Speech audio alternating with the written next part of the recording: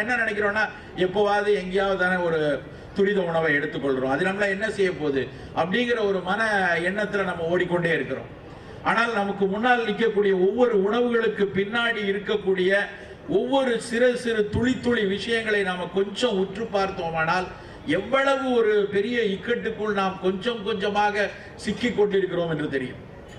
நமக்கெல்லாம் நம்முடைய இலக்கியத்தில் ஆரம்பத்தில் நமக்கு காலையில் குடிப்பதற்கான பானம் குறித்து பெரிய ஒரு கருத்து முன்னாடி இருந்ததில்லை. முன்பெல்லாம் உழைக்கும் மக்கள் எல்லோரும் காலையில ஒரு நீராகாரம் அருந்திட்டு உழைக்க கிளம்பியிருக்காங்க.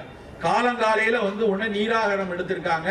அப்படி என்ற இல்லை என்றால் பருவத்தை ஒட்டிய நோய்கள் என்ன வருதோ அதற்கேற்ற ஒரு கஷாயத்தை காலை பானமாக குடித்திருக்கிறாங்க. ரொம்ப மழை காலத்துல, ரொம்ப ஒரு பனி காலத்துல முசுமுசுக்கை கீரையையும் கரிசலாங்கண்ணியை மட்டும்தான் கஷாயமாக வடித்து அதை காலையில் குடித்து போகக்கூடிய பழக்கம் நம் தமிழ் மக்களுக்கு நிறைய இருக்கு.